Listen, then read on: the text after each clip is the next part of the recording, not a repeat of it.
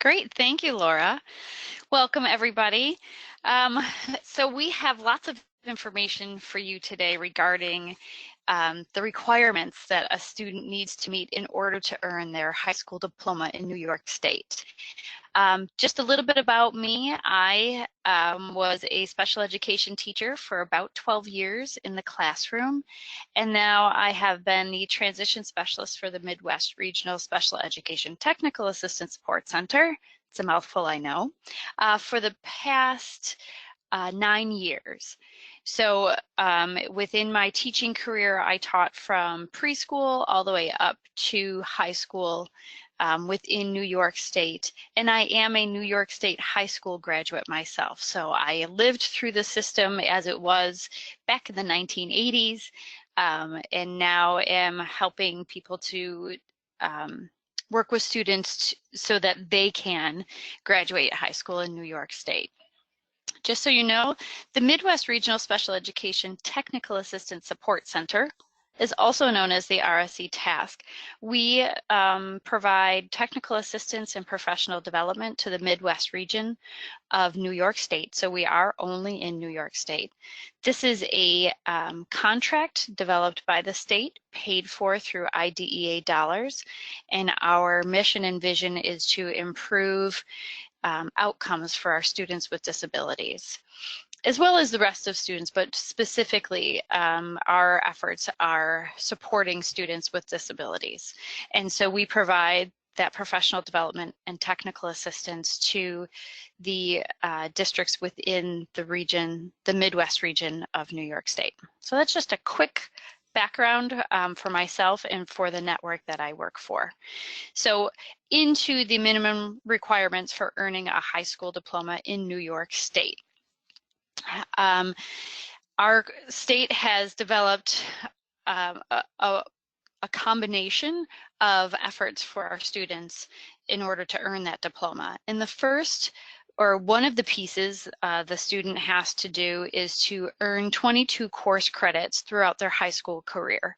And we'll get into what those course credits need to be in just a few minutes. But the other portion that a student needs to complete are some assessment requirements.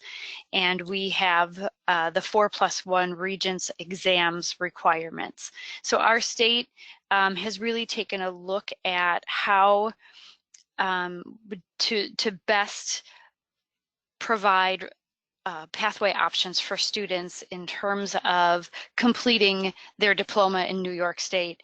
And so the Regents exams were developed by the Board of Regents, who govern and provide regulations for education within New York State. So when we talk about Regents exams, that's where that name comes from the Board of Regents.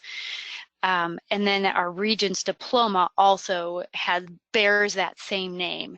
So that is specific to New York State. So know that once you leave New York State and you speak of a high school diploma, Regents is not necessarily a widely known name. What other states understand and know is that you have a high school diploma. And so that's the good thing, that, you know, that high school diploma is something that would be good in any other state as well. So those of you who did not, I believe there was about 13% who did not graduate within New York State, that just understand that name, Regents, comes from our Board of Regents that governs our state education department. So our students have to complete their 22 course credits. Along with that, and throughout their high school career, they're also engaging in Regents exams, a minimum of 4, and we'll talk about what that +1 means. And then their outcome would be a Regents exam, or a Regents diploma, or a local diploma. Or the plus sign there indicates that there is something more than a Regents high school diploma, and that would be a Regents high school diploma with honors that a student could earn by using this combination, the 22 course credits, the 4+1 Regents exam. In order to earn that diploma with honors, they would need to score 90% or better on their Regents exams. So let's get into the 22 course credits. In order for a student to earn credit, the student would have to successfully complete a course. Successful completion of the course typically means that they would earn a minimum of a 65, their course grade would be a 65 or better. And then a student must earn course credits in the following content areas. So they would need to earn 4 credits in English language arts, which is also known as ELA. They also need 4 credits in social studies, 3 in science, 3 in math, a half credit in health, 1 credit of art, 2 credits of physical education, 1 credit of language other than English, also known as LOTE, and then 3.5 elective credits. Please note that a student with a disability can be exempt from that LOTE requirement, but they will need to make up the credit in another elective. So they would still need a grand total of 22 credits at the minimum, but they have some flexibility for that language other than English. So I'm going to show you a possible schedule of earning credits for a student who is in high school. And what I'm going to show you is a 4-year plan. But know that any student has until they are 21 years old to complete the requirements for a diploma. Now we know that socially our system has been set up so that a student would take 4 years to complete high school, but if necessary, they do have an extended period of time that they could complete high school. So please understand that when you're thinking of your student and how, you know, they might be handling or be able to handle high school. So as a possible schedule, year number 1, a student would engage in 1 English credit, 1 math, 1 science, and a social studies. They would engage in a half a credit for PE. Potentially, they would earn their language other than English credit and 1 elective. Now, please note that language other than English is usually completed in 8th grade. Many districts have it set up that the student would earn that in 8th grade, but it is not always that way. But just know that that is something that is available for a lot of our students within some of the districts in the region.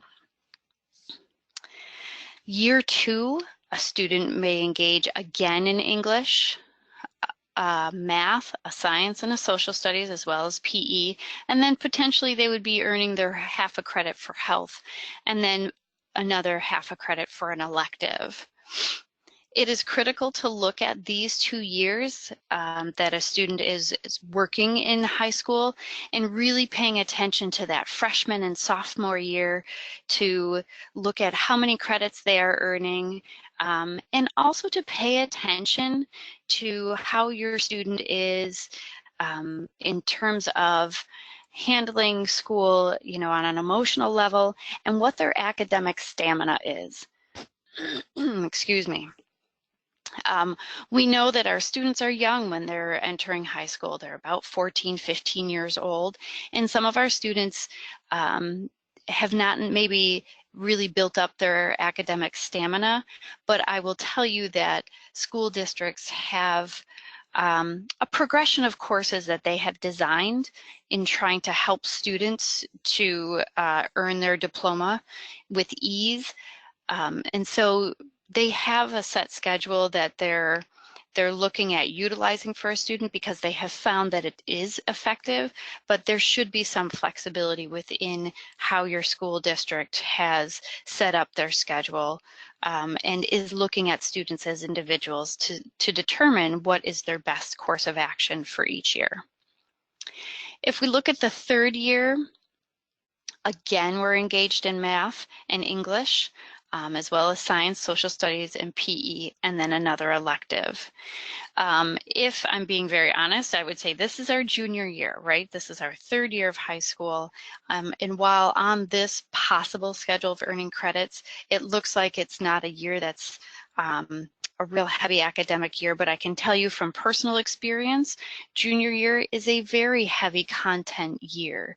So it's heavy in ELA, it's a heavier math course. Science can be a little more difficult depending on the science course that your student is engaged in.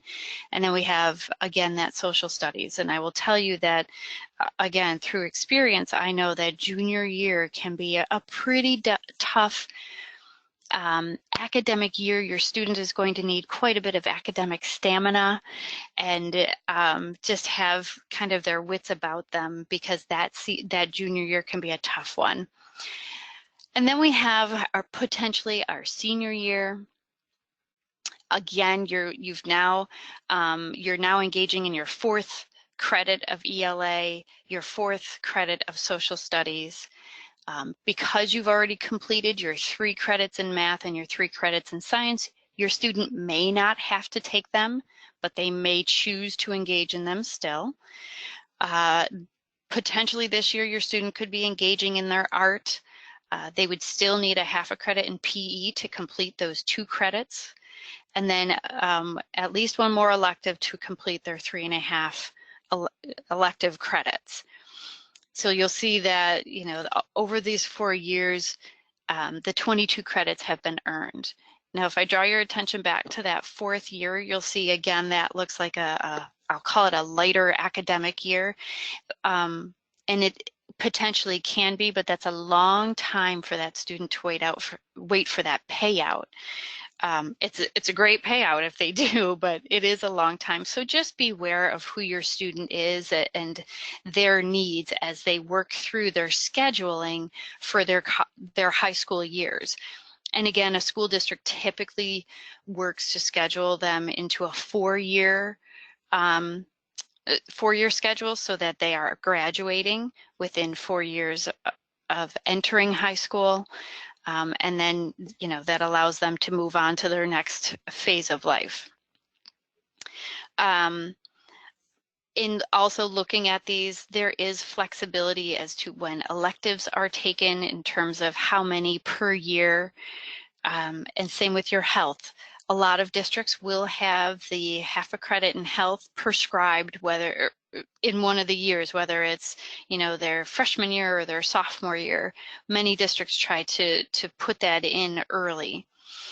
The other thing to notice is that there is time within, you know, all 4 years where if a student was not successful in a class, so maybe they struggle in math, much like I did as a high schooler. Math was not my forte, and so some districts will break up a math course. So they'll have Algebra 1 or Part 1 and then Part 2, so that a student is earning that credit over 2 years, but they're being given that content in a way that makes much more sense for that student.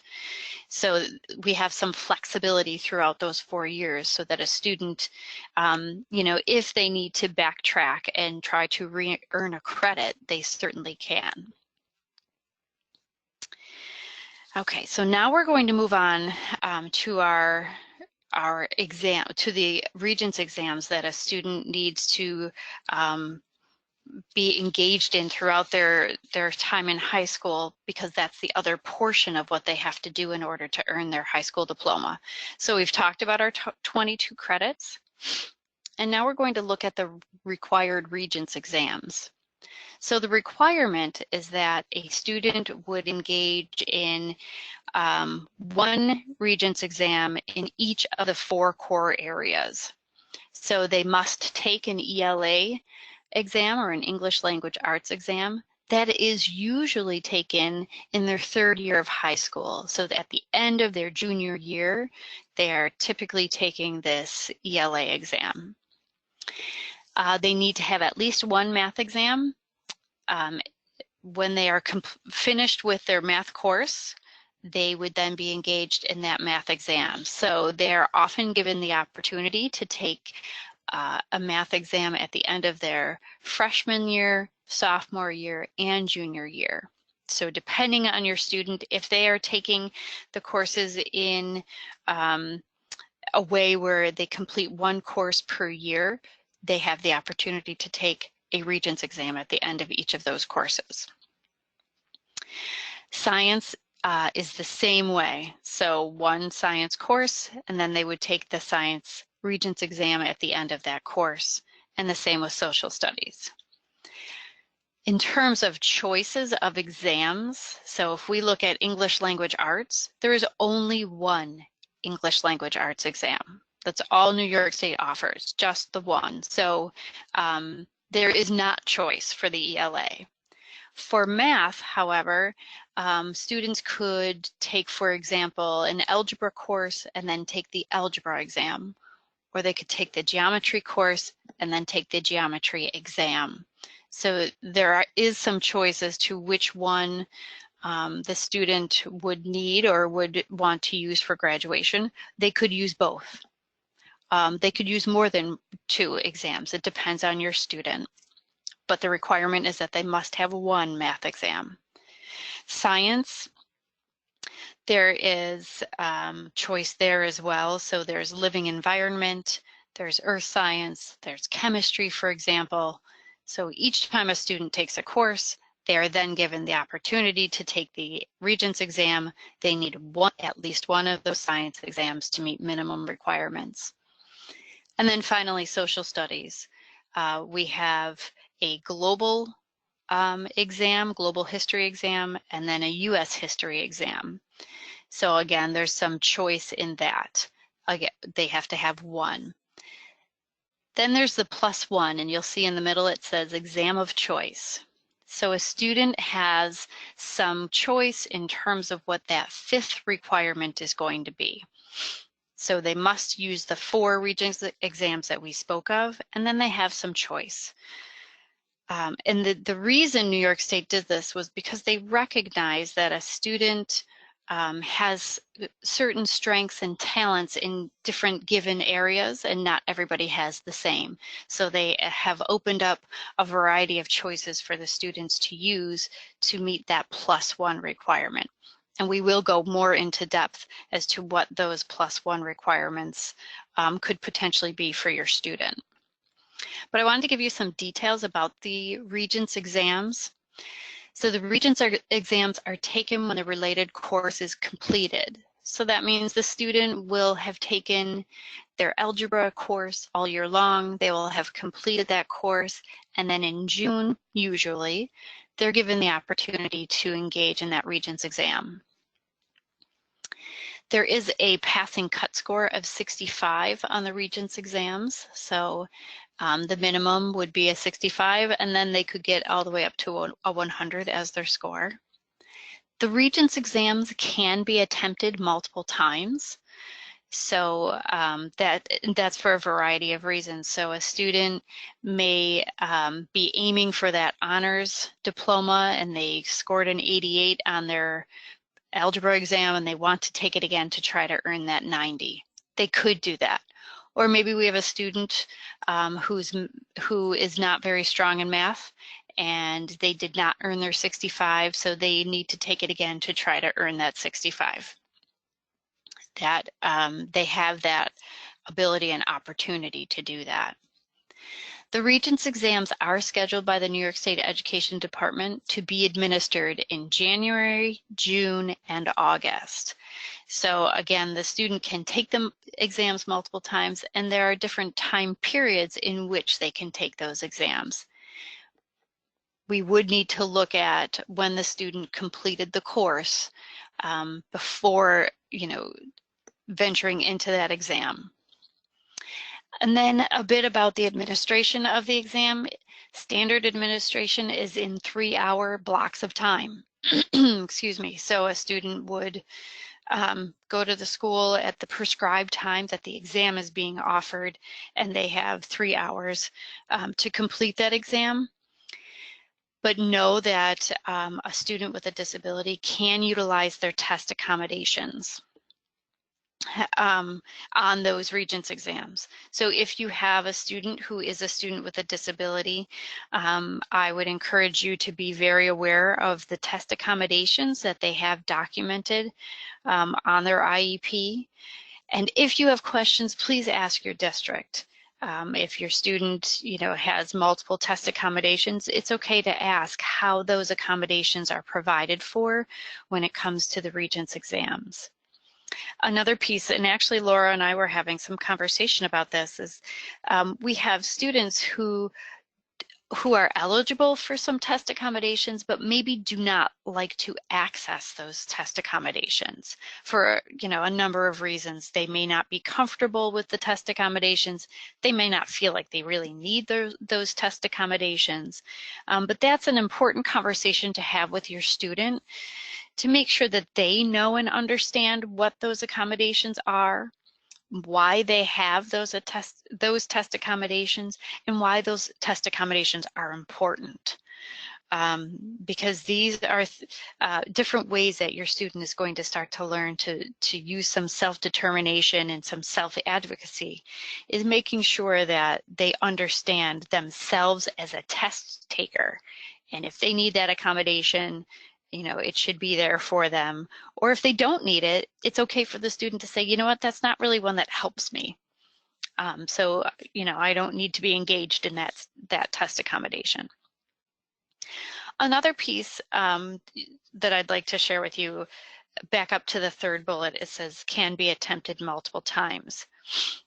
Most districts will provide the student multiple attempts for the student to take the exam. They'll have conversations with the student.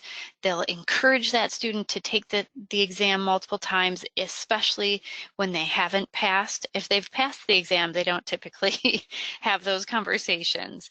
But if a student hasn't been successful on those exams, the district, personnel will certainly engage in conversation with your student about taking that exam. And they can take it, 3, 4, 5 times. There is no limit as to the number of times a student can attempt an exam. There is, some common sense involved also when we're speaking of a student attempting an exam multiple times. Often, if a student takes the exam the first time and is not successful, the district will provide them with continued instruction in that content to help them be successful on their next attempt in taking the exam. So we've had our 22 credits that the student is earning throughout their 4 years of school or longer if they need it. And then we have exams that they're taking each time they complete a Regents course that is attached to a Regents exam. So the student is working hard throughout their years in order to earn this diploma. So now I have a polling question for you, just in terms of what I've shared. So which of these combinations of credits and exams meets the minimum requirements to earn a diploma? Is it A? Oh, are you going to do this, Laura? Yeah, I'll go ahead and just launch the poll and you can go ahead and read as well. Okay, so is it A, 20 course credits and 3 Regents exams, B, 22 course credits and 4 Regents exams, or C, 22 course credits and 4 + 1 Regents exams?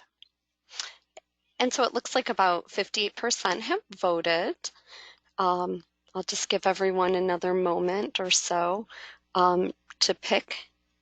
Okay, it looks like everyone has voted. I'm going to close that poll and I will share the results. Great. So you can see that we have 27% said B, 22 course credits and 4 Regents exams, and 73% said 22 credits and a 4 + 1 Regents exam. And I'm going to hide that poll and we'll get back to you, Jen. Okay, great, thank you. So the correct answer was C, the 22 course credits and 4 + 1 Regents exams. Remember that +1 is something of choice for our students. So they have those 4 required Regents exams. They have the 1 in ELA, 1 math, 1 science, 1 social studies, and then we have that 5th requirement, which is a requirement of choice, some choice for our student. But again, those 22 course credits are the required number as a minimum. Understand though that a student could earn more than 22 credits. So if they are a student who wants to be engaged in more academics and has many electives that they'd like to take, or they have extra math courses that they would like to take, or extra science, they can certainly engage in that throughout their high school careers. So let's talk about that +1 option. There are 3 options for the +1. So in addition to the 4 Regents exams, 1 in each of the core areas, the student must complete one of the options below. So in the red box, we have the choice of an additional Regents exam in math, science, or social studies. The orange box, the student's choice is to engage in a state education department approved exam. Your district should have a list of those approved exams that are available. And then the blue box is the Career Development and Occupational Studies Commencement Credential. And this credential includes coursework and work-based learning hours that they would need to earn. So let's talk about each one of those individually. So the first is an additional Regents exam in math, science, or social studies, excuse me. So the students can take additional Regents exams. We typically would encourage a student to try to do that in their strength area. So if they are a student who really loves science and they don't want to just take their 3 credits, they want to take that 4th credit of science and take a Regents exam that is potentially attached to that science course, they can do that, take an additional science exam and earn their credit that way, or excuse me, earn their assessment requirements that way.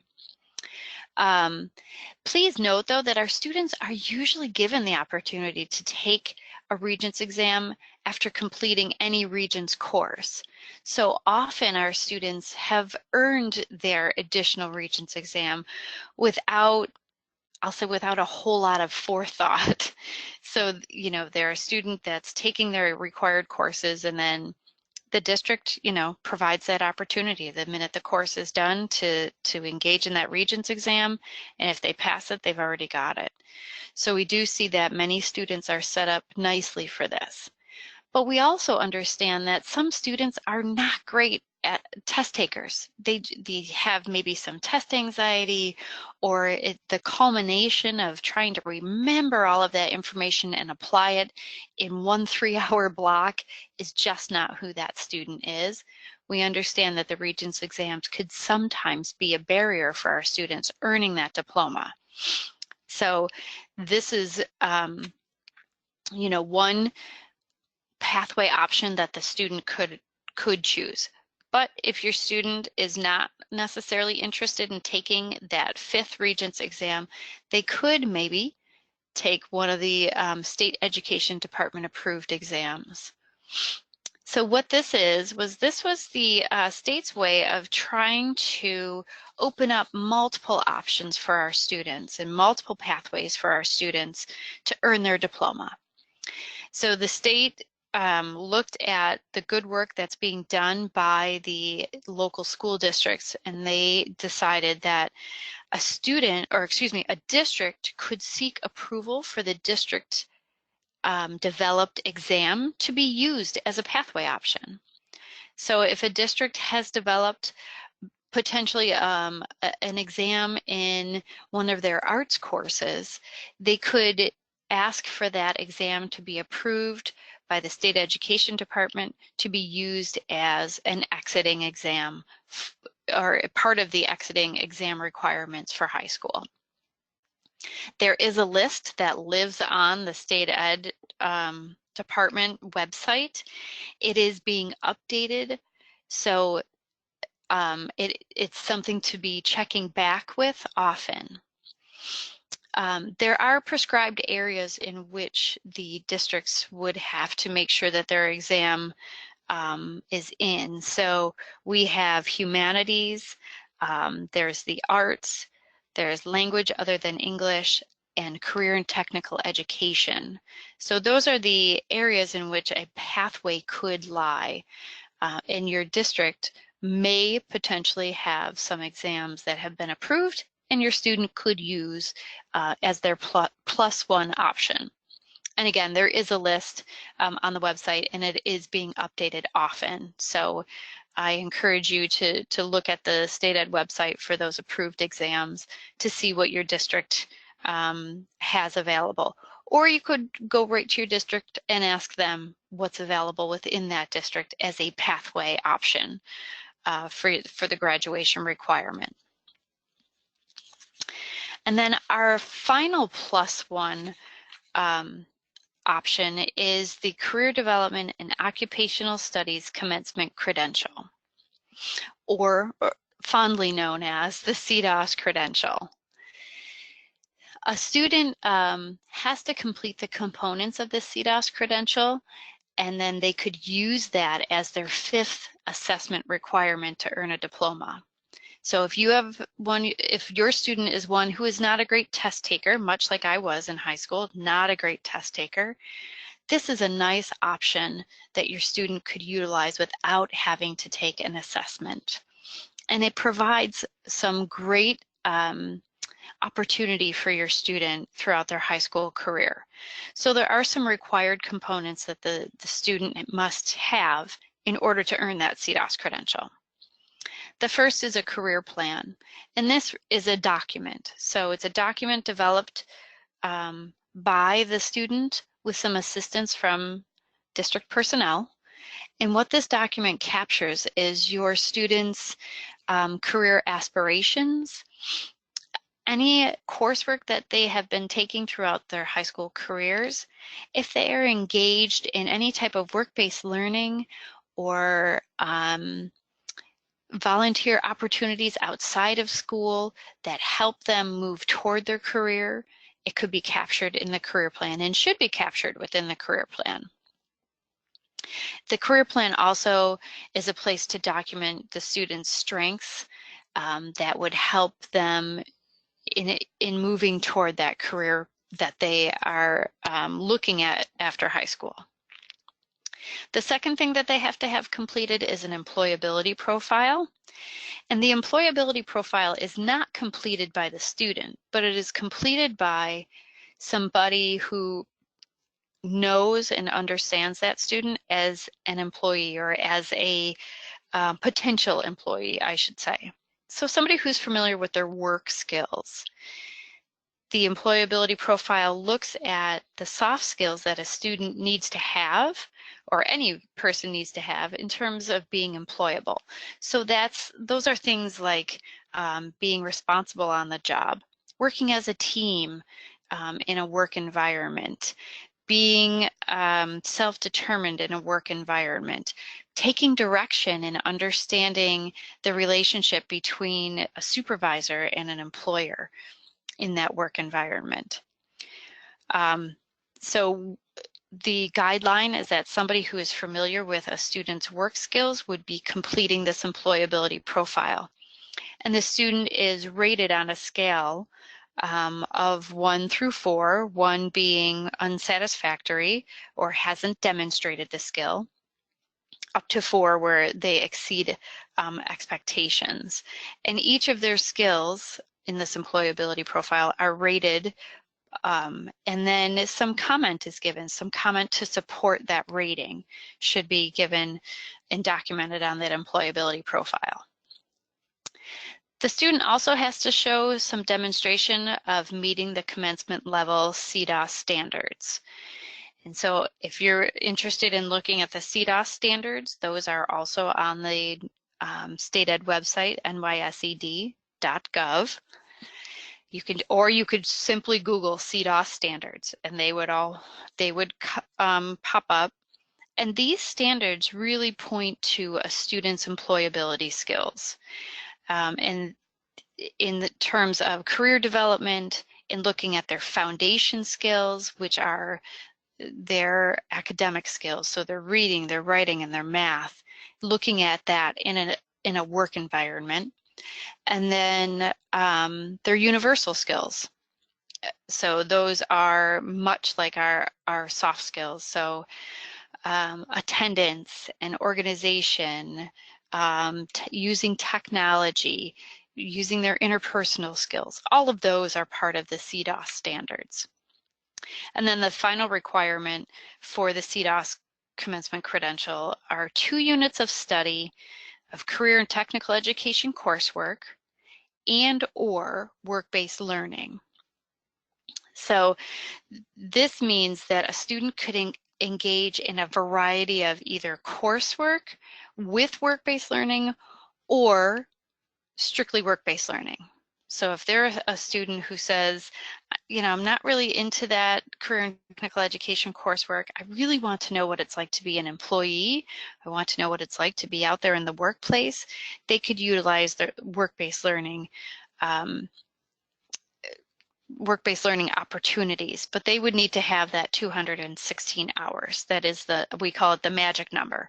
They have to have that many hours of work-based learning. So your school would be working with your student to try to schedule them in a way that helps them earn those 216 hours, whether it's through CTE coursework and work-based learning or just work-based learning.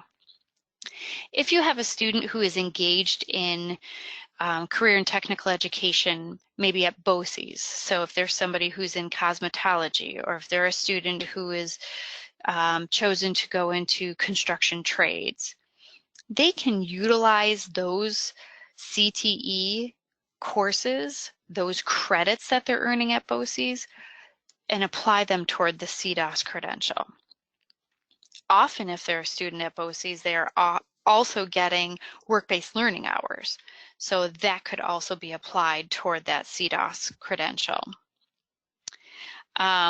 Sometimes a local district will have CTE courses offered within their own schedule of courses. So I know in the district I live in, we have a program called Project Lead the Way, and those are instructed and taught by a CTE certified teacher, and those courses could be used toward the credits for a CDOS credential. Again, this provides a student with a non-assessment option, and it helps them develop work skills. And when students leave high school after receiving or earning the CDOS credential, they are considered entry-level employment ready, which is a positive in terms of them going to apply for a job. They are able to say, I have these work skills already. I have developed them. So when you hire me, I've already experienced work and I know what it's like to be an employee. I don't have it on here, but I do want to bring your attention to another option for the CDOS credential. So while I've been telling you, this is a great non-assessment option for our students, there is an option 2 for the CDOS credential that is an assessment.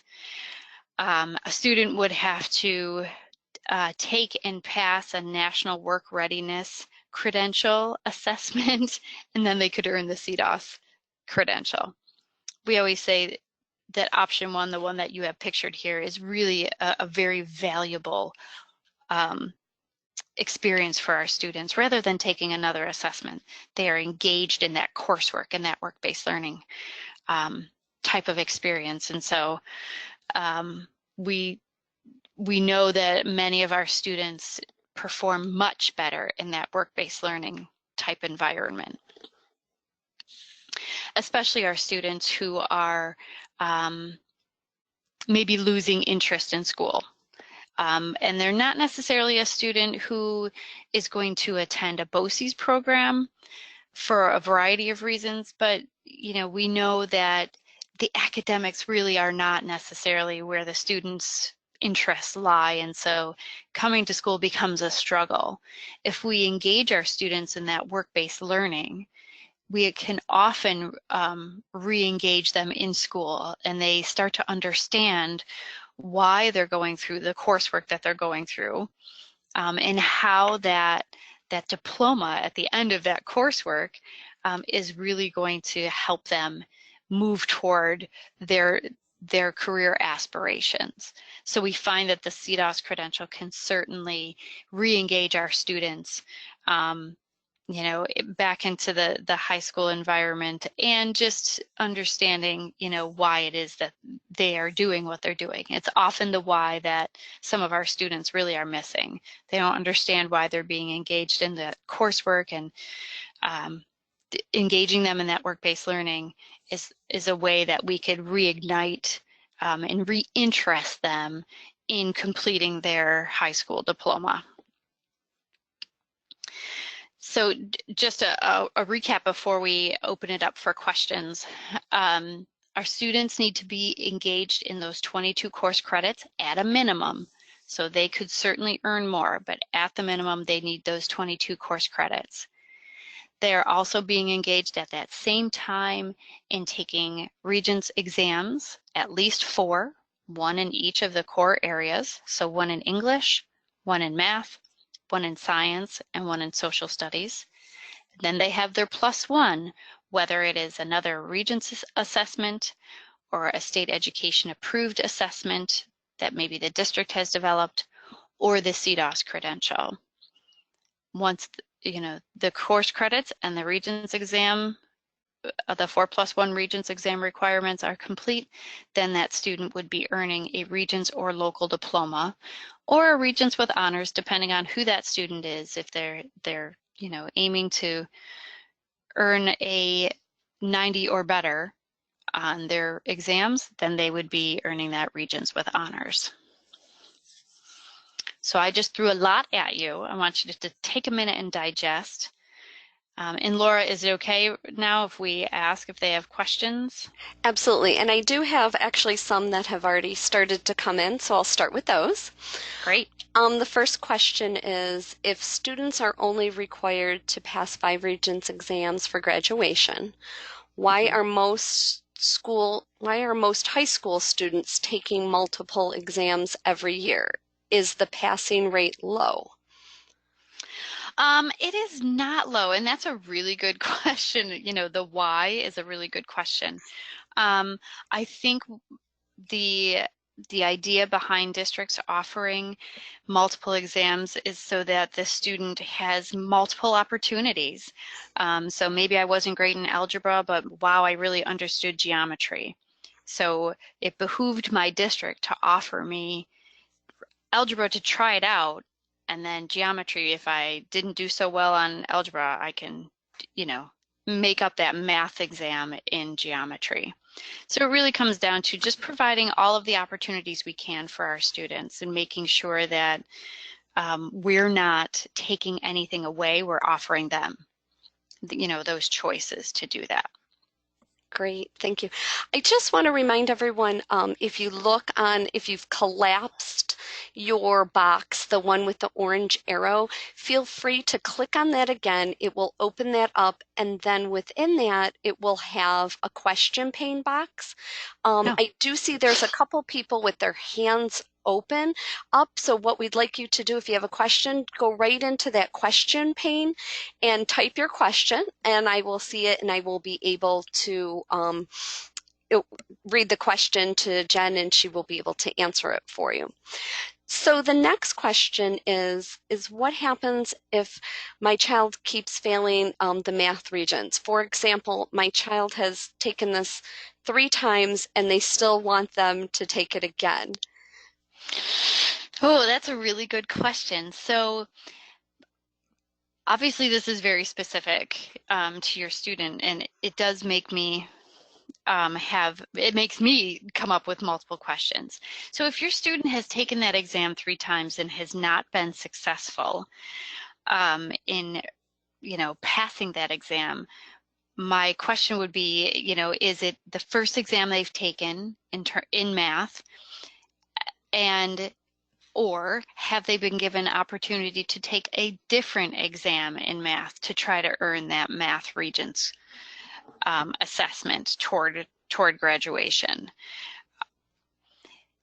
So without, you know, knowing all of the specifics, I would just make sure for your student, make sure that if they are not able to pass the math exam that they've taken 3 times, they need to be able to pass another math assessment. So you'll have to try to work with your student to figure out which would be the best option for them. In some districts, they just do. They they really want students to earn or to be given all of those opportunities to take that assessment. You and your student do have the, the right to say, we've had enough. We can't take that exam one more time. We need to move on and try something else. Thank you so much. The next, we have two questions that they're sort of similar. And so I'm going to kind of group them together. One asks, did we cover the requirements for the local diploma?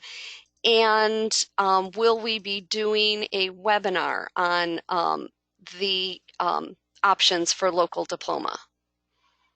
So we did cover the requirements for the local diploma.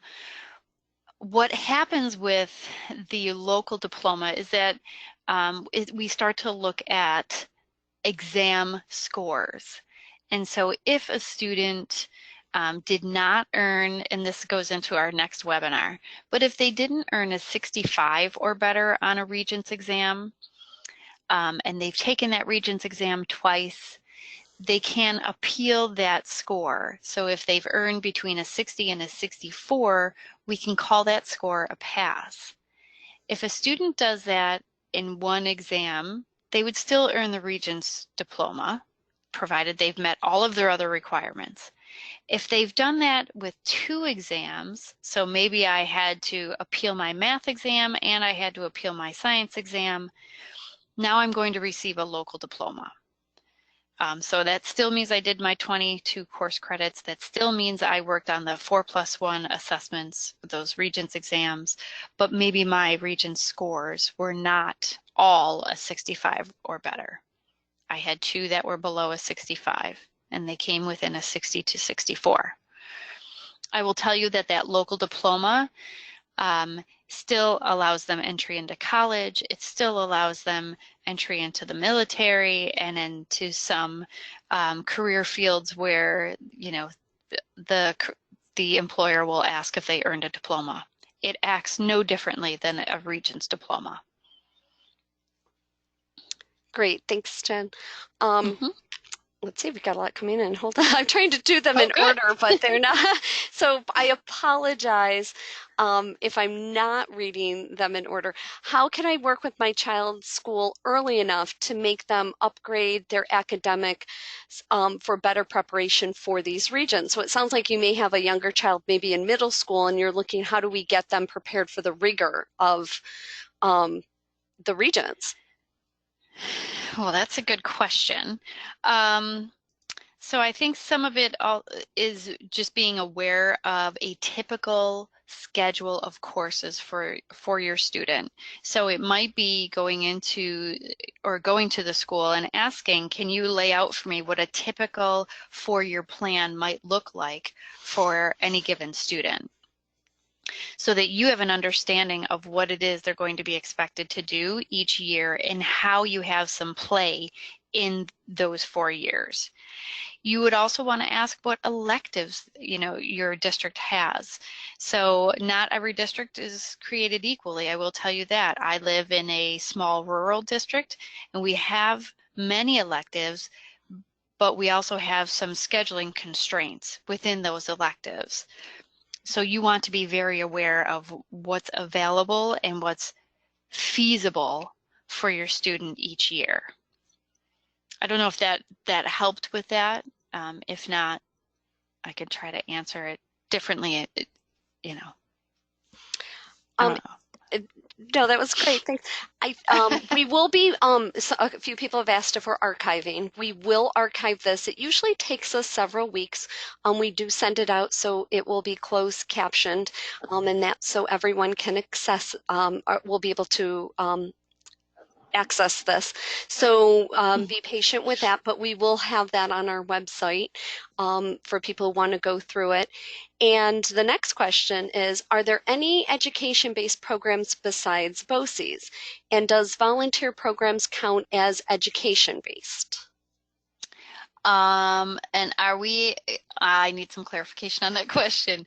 Education-based programs meaning career and technical education programs Or or other school programs? so I'm going to ask Julie if you could clarify if you're talking about the vocational programs that are offered through BOCES, or if you're talking about the other options of BOCES programs. Most are in a district and are Mhm. supporting students who usually have or who do have IEPs and may need more support. So we're going to go back to that one. Julie, I'll give you a moment to, if you could just clarify that.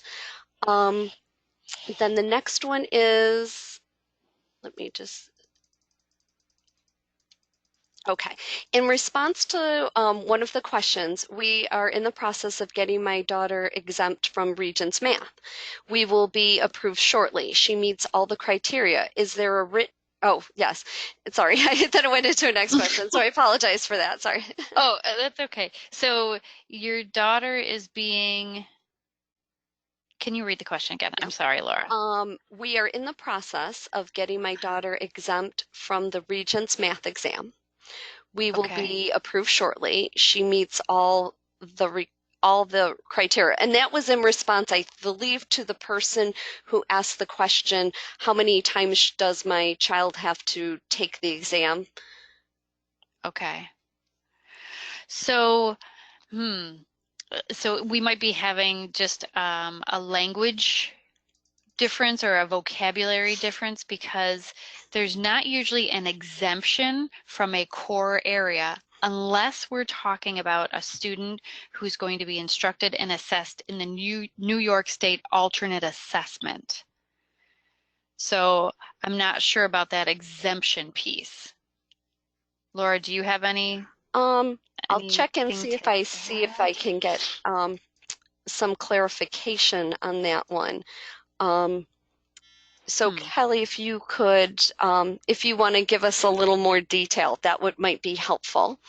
Um, Yes. then we have a question of, is there, within the PowerPoint, it's actually a PDF and we do not have Jennifer's notes in there.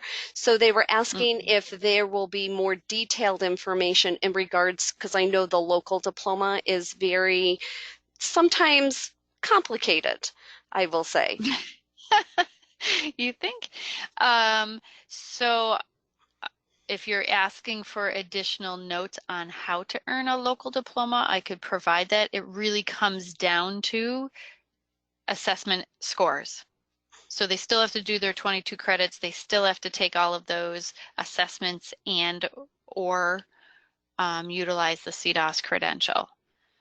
So it comes down to assessment scores.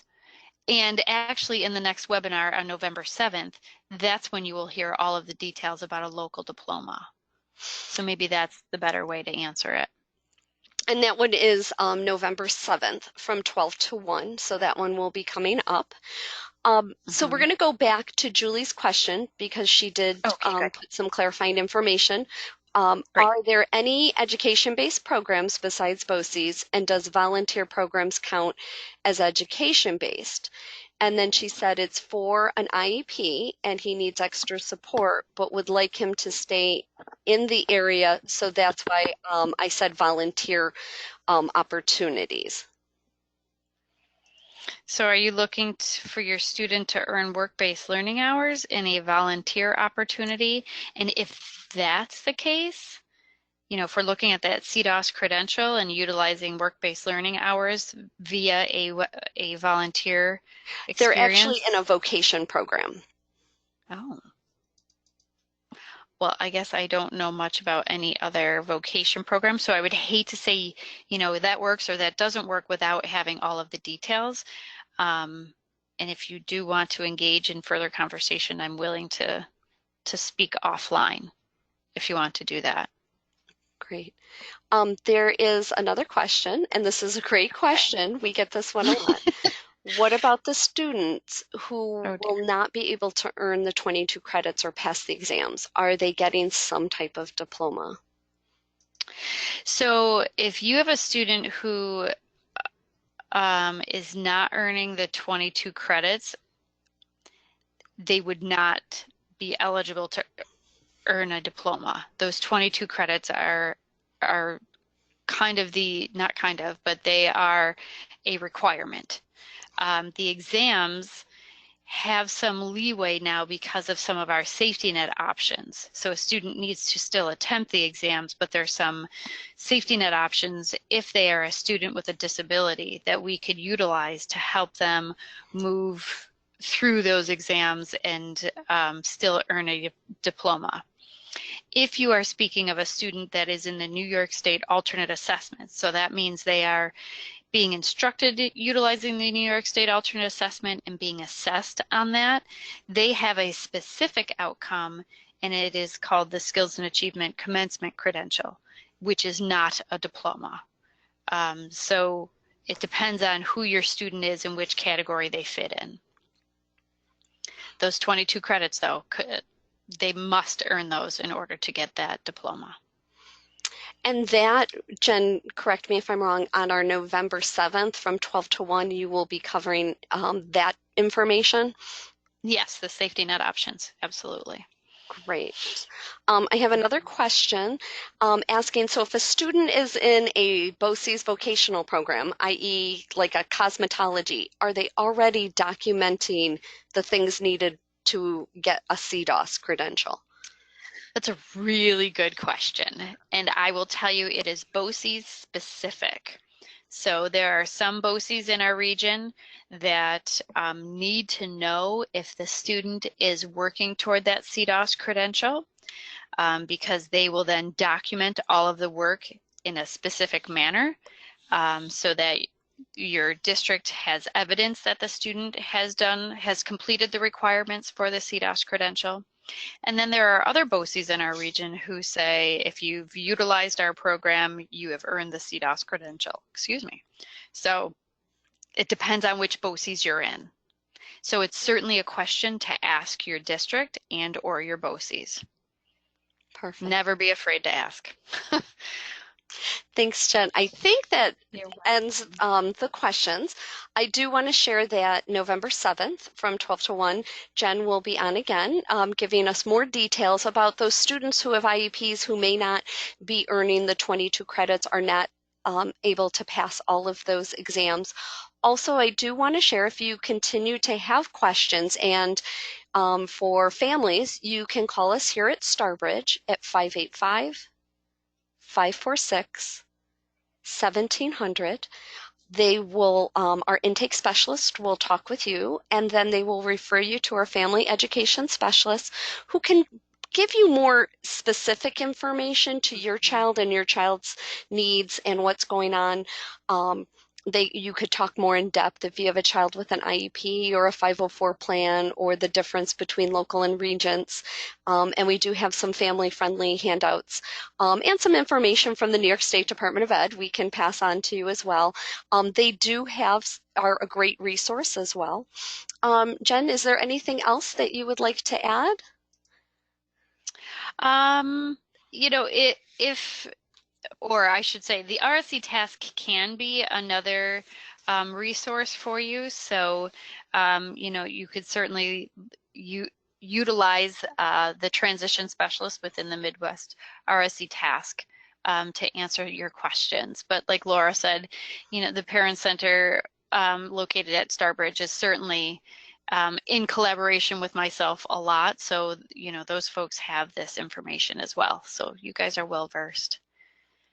Great. So it's great that you have two great resources to contact. Is there any contact information that you want to share with the group? Is it within the slides? You know what? I don't know if I did put my email on the slide, so I could certainly give you my email. And I'll go slow because it's kind of long. So the first part is Jennifer, Jennifer _ Cacioppo, Cacioppo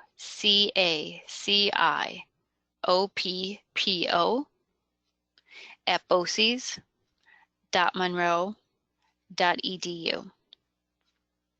And I give you my email because you're more likely to get me quicker via email. Great. Well, thank you so much, Jen, and I appreciate all the great information and the great questions. And looking forward to hearing or hoping that you'll get on again at our November 7th webinar. And with that, we want to thank you so much for attending, and please be on the lookout again for this to be archived on our website. You will get a link to SurveyMonkey. Your feedback is important and necessary, as it also shows our funders that we are serving families, and it allows us to continue to offer these great webinars. So thank you so much, and enjoy your day. Thank you.